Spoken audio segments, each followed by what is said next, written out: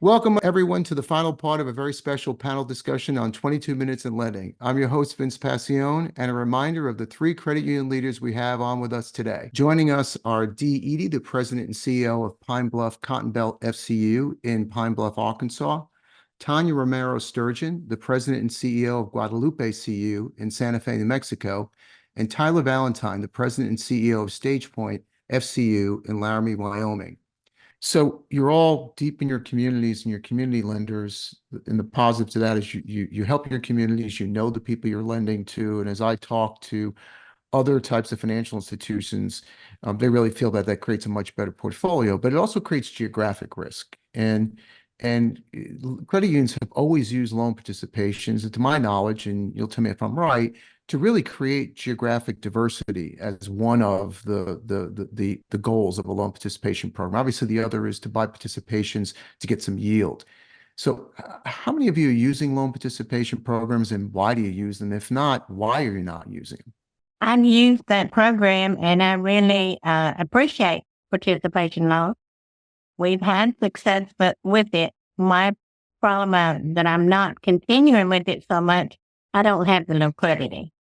I would prefer, as a community credit union, and I'm not community name, I mean, it's a CDFI, I would much prefer to put the money in my own community around us. So that is our emphasis.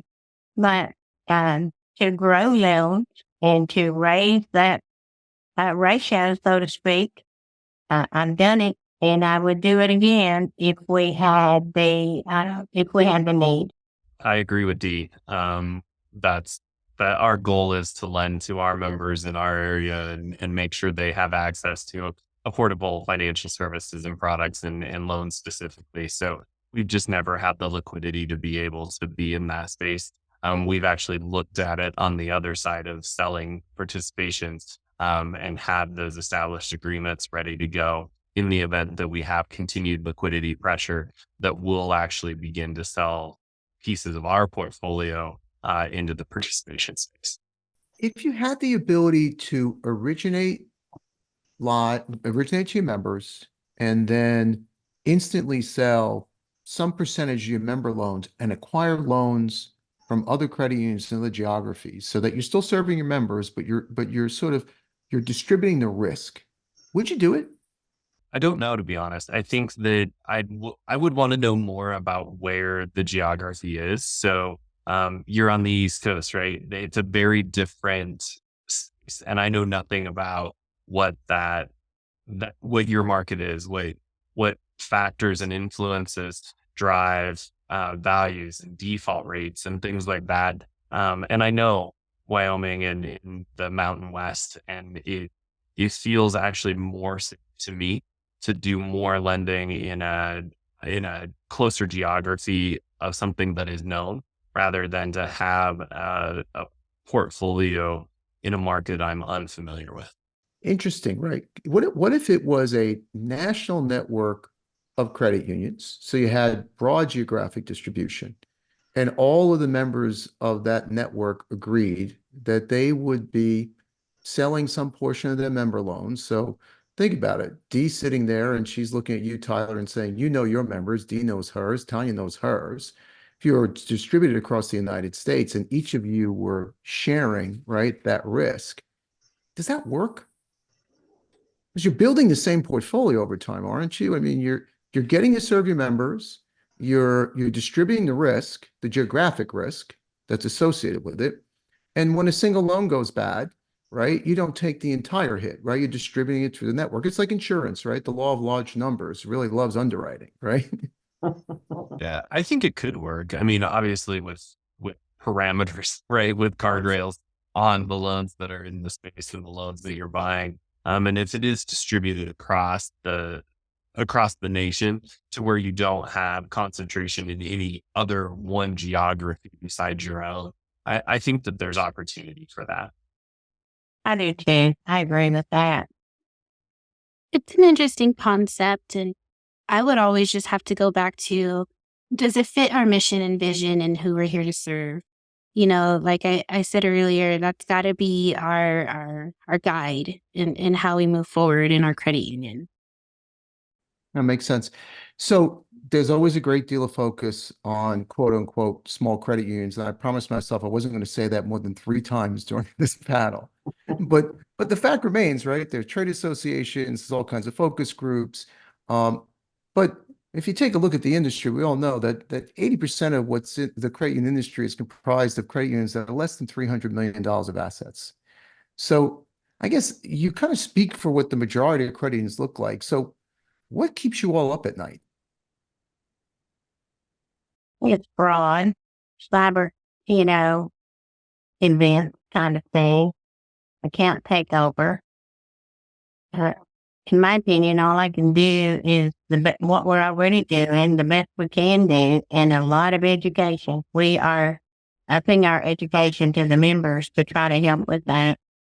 But that's the kind of thing that gives me pause. And from a fraud perspective, what kind of technologies are you looking at, aside from education, to sort of mitigate some of it? Well, we have an IT company that monitors us very closely and those kind of things. So we've got, you train the staff so thoroughly that you just do everything you possibly can to mitigate it. I'd have to agree. It's been tense, and some of these losses are just becoming so extreme. We're having to engage with attorneys a lot more frequently than ever before. The scenarios are becoming more unique as they come, like they're different, they're bigger. And something that we did to try and offset the fraud that we've been seeing is we started using a early detection report with Catalyst, so they can tell us the next day the likelihood of a check that we process is going to be returned, and gives us the opportunity to do some extended hold. That's something really new we've been implementing in the last almost 60 days now, so I don't have real numbers of success of it. But it has helped us prevent some losses so far. And check loss just seems to be the biggest hype that we're seeing. So many members falling for scams, repeatedly falling for scams and not ready to be open and honest about what they're going through. So I feel like that's definitely a concern in keeping me up at night.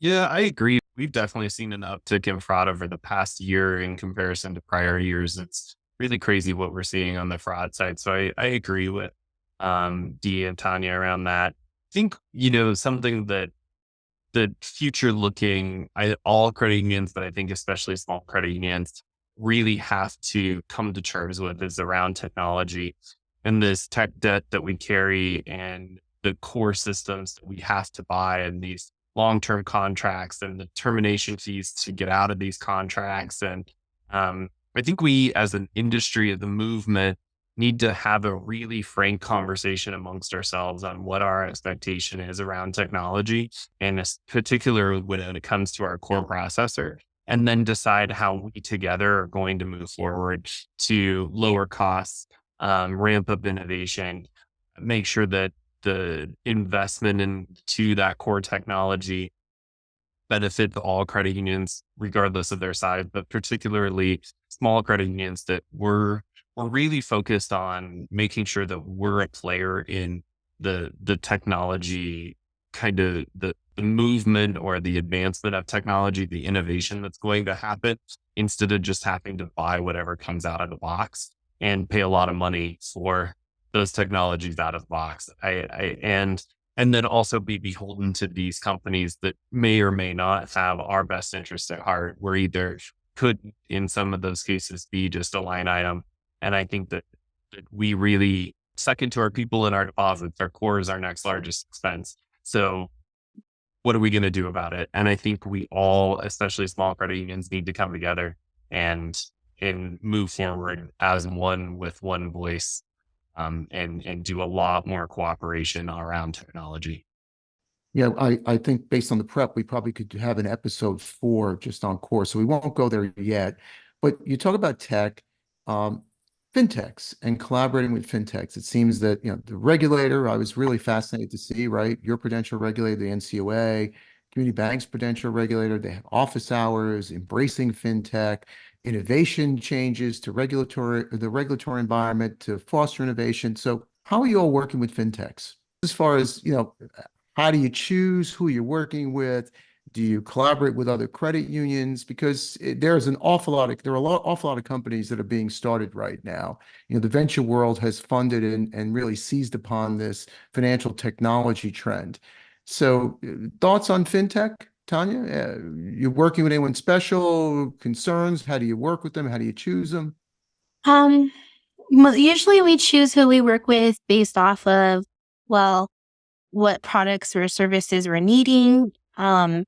Sometimes our core can pitch to us something. For example, we just started working with Felix Pago to do money remittances through our mobile app. And we decided to work with them because they built an integration with our core who runs our mobile app. It was a great way to serve our specific demographic for a low cost service that was out there. And so it was a good advantage for us to do that. It's been, we rolled that out just now in January, and we've had some good feedback from it so far. So it's really new, but it's been a great partnership. And so I'm not opposed to them. It just depends on how they operate. Do we have similar goals in mind? And again, does it fit our mission? Tyler, fintechs partnerships that you have?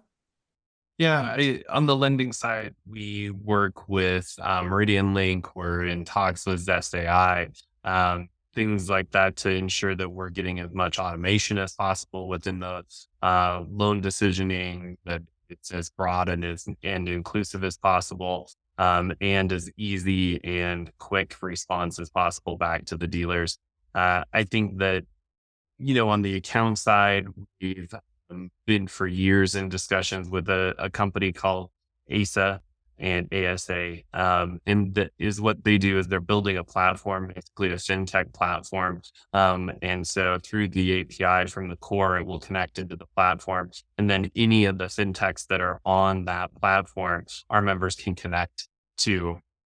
And I think that that's an amazing way to be able to offer a wide range of fintech to our membership in a secure way. Their PII isn't getting past that fintech. We become the holder and maintain the holder of that.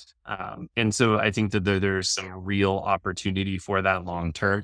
Our core isn't quite there in terms of being able to give us a fully functional API. And so that's been a limiting factor for us to be able to fully participate with them in that space. But I do think that there's a lot of opportunity there. On the lending side, I think we're going to continue to see people getting approved through, apps and things like that. And hopefully we can be in that space to where that, even if it's happening, if the entire transaction one day happens exclusively in an app, we still get the funding, right? It still flows back to the credit union. That's our goal in terms of making sure that we're at the leading edge, or at least as close as we can be to the front lines of fintech, and making sure, as Tanya said, it meets our mission and vision and values. And there's going to be starts and stops, right? There's going to be upstarts who are going to jump into things, and then that company may go away and we're going to have to pivot. I think that's going to be somewhat the nature of continuing to collaborate with fintech. I think we all here, as I see the nods, acknowledge we're going to have to collaborate. We can't have this as the thing where we say that's not us and we push it off to the side and we just keep doing what we've been doing. That isn't going to work in the long term. You touched on AI. Thoughts on AI, and you touched on Zest AI. There's Posh AI, that's a QSO that was recently established and is doing more work on things like chatbots and automating customer service. Your thoughts on artificial intelligence, how it's going to impact the way you do business, and how does it shift the competitive landscape around you? I think you've always got to have the human side to anything we're doing. Because even everything I read on the surveys and all that, when people really get serious about their financial stuff, a lot of times they want to talk to a person. And so I think it's important that we have both available. Utilize everything we can. And like Tyler was saying, more cooperation between credit unions, because it's so important that we help each other. And I think we're missing a lot of that. As our leagues have gotten bigger, it seems to me that our cooperation has gotten less. A lot to be said for human assisted, right? AI and enhancements. And if you talk to, certainly, I just came back from a conference, the major money center banks, that's where they sit. They're taking their sort of top tier executives, the CFO of the firm, the COO of the firm, chief marketing officer, and providing AI tools to make them more productive in their jobs. Sure. So to your point, Dee, right? This whole idea of the AI assisted human and how to enhance their ability to find, determine fraud, right? Because fraudsters are getting smarter all the time. They have power tools, and they are organizing the same way we organize defense. They're organizing their offense all the time. Tanya, any thoughts on the AI question? I think there's definitely a place for it in our credit union, to a point, to a level. We've barely chipped at the tip of the iceberg with what it can do for us. I was talking a minute ago about Felix Pago and having money remittances that uses AI. It's so cool. Like, our members can go into their mobile app and hit transfers and say, yeah, I want to send money. And what I would do is, I'm going to send money to my mom who might live in Mexico. And I can either send it to her bank account or to a place where she can pick up cash. But I'm using AI versus staff to help me process that. So when I click on that button, it populates into a WhatsApp screen, and it just starts talking to me, and it, just like an employee would. And it's like, what can I help you with? Where are you sending money? It asks me all the questions that's needed, and that's it. I'm done. So I get to do it in like a texting format. And it covers both English and Spanish. So I feel like it's really advancing. When we first started looking at using like chatbots and things like that, the language was more choppy than it is now. Sometimes even in voice, it's hard to tell if you're talking to a person or AI. So I just think as it continues to enhance, as costs continue to decrease, we'll see more of it in smaller credit unions. If you look in are there trends or changes in your community or your membership, either because of technology aptitude or changes in demographic or changes in the economy, that you see you're going to have to somehow make some changes to your strategy and your credit union, the products that you provide as you look out over the horizon over the next 5 years? Well, COVID was certainly a lesson for us in how things in our area get impacted. For example, a large portion of our membership works in hospitality industry. And when COVID hit and people weren't traveling, and restaurants and hotels and things weren't being open, that had a huge impact on our members, their ability to repay. And so we had to get really creative in that moment, and figure out what we could do with extensions and financial education and creative ways to get income. Like, we started seeing more people doing DoorDash services as supplement income, those type of things, the delivery services. And so it was really interesting to see what people do and observe, listen, and adjust based off of what we're observing and hearing. And I think that strategy just is a good one. And no matter what's hitting us, we have to move quick and really listen to our membership so that we can alter what is needed to serve them appropriately.